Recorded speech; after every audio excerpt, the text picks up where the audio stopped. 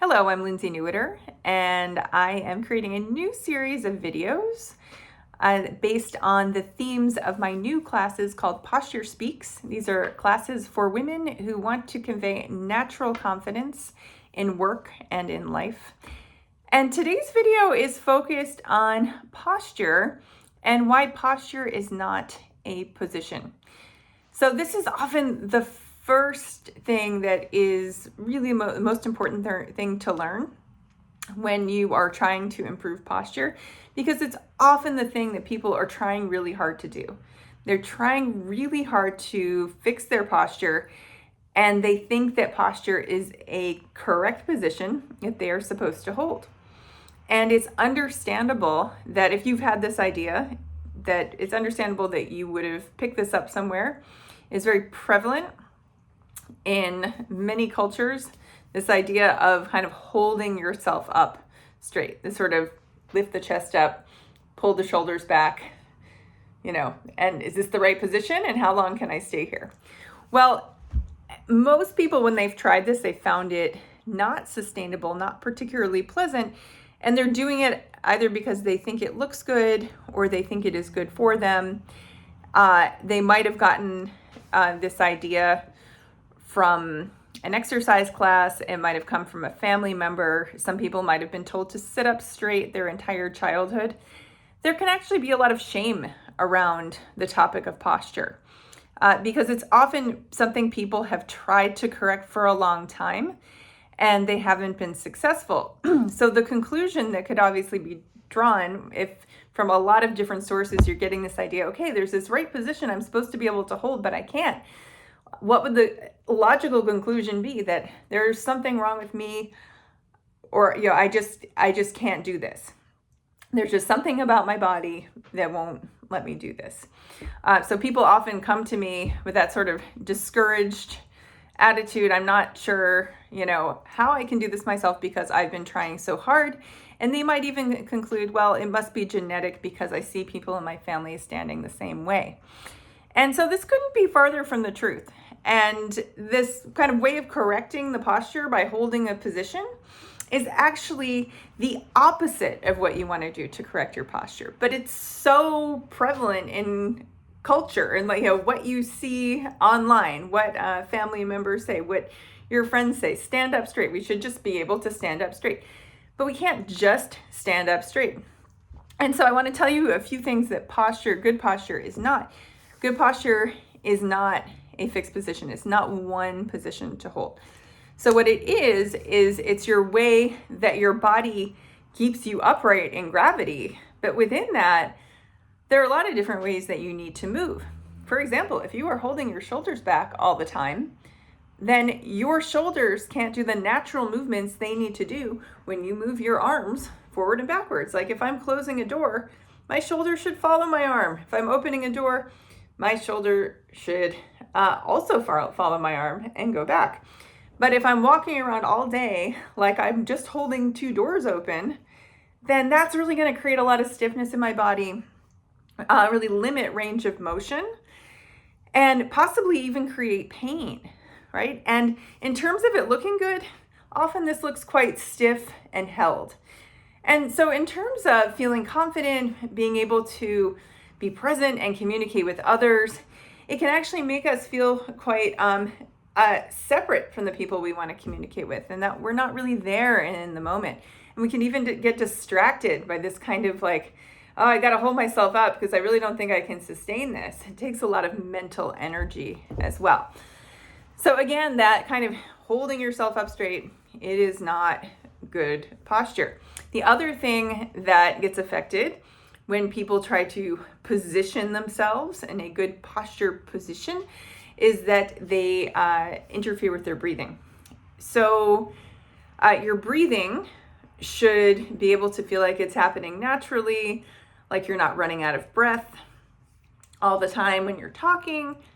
If you're holding yourself in a really locked position, you are making less space for your breathing.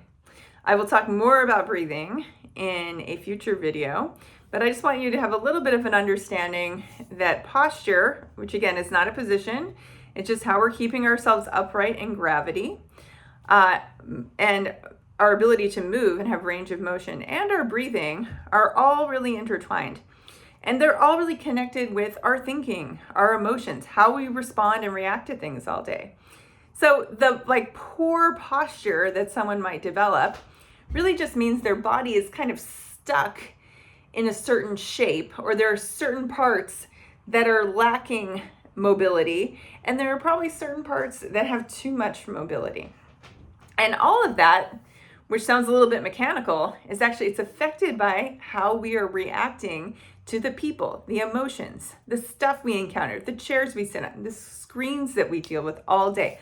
So all the stuff that you do, that you interface with all day, how you react to that is physical. It's not just like you, this little controller up in your mind, but it's really your body, your whole self, your mind and your body responding to all those things. And so if we keep responding to all those stimuli in the same way, then we can keep reinforcing poor posture.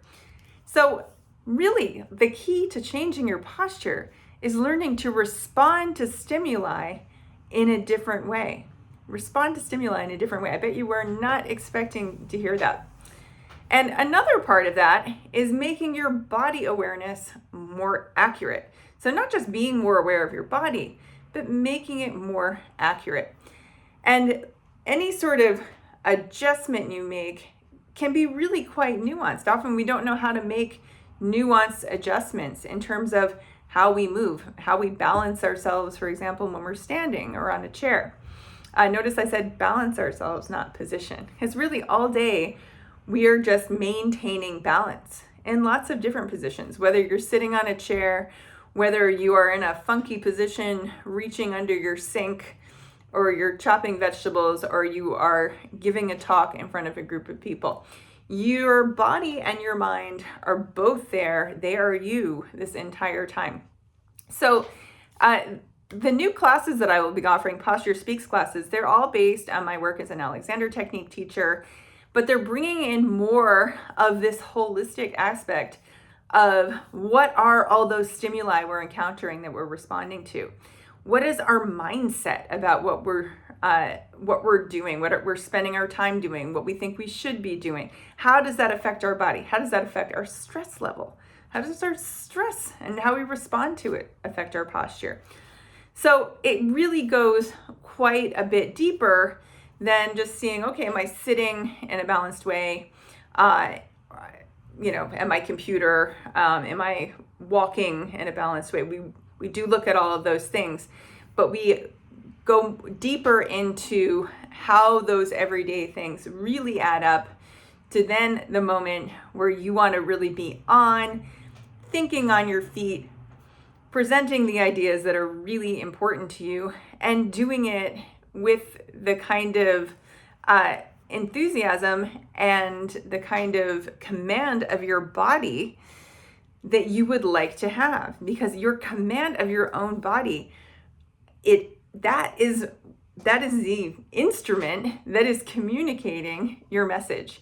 So it is the medium through which your message is getting across to others. And I will be posting a video related to this topic each week. So today was just kind of looking at posture through a different light than how we might typically look at it. Next week, I'm going to talk about confidence, right? Because any word just brings up something to us. It means something to us. So, posture might mean pulling your shoulders back, but you could learn that it actually involves other things. Confidence, I'll put that in your mind. What does the word confidence mean to you? And we're going to look at that in quite a nuanced sense as well. And I'll just give you a little hint. We're not going to look at it just like somebody who's feeling like they want to go hide somewhere and not talk to people, and they're not feeling confident. That could happen, but we're going to look at it in a little bit more of a nuanced way. So you could think about, what are things that make you or others feel more or less confident in the moments where you really want to feel confident. What does confidence mean to you? What does it look like? What does it feel like in your body? If you're not sure, that's absolutely fine too.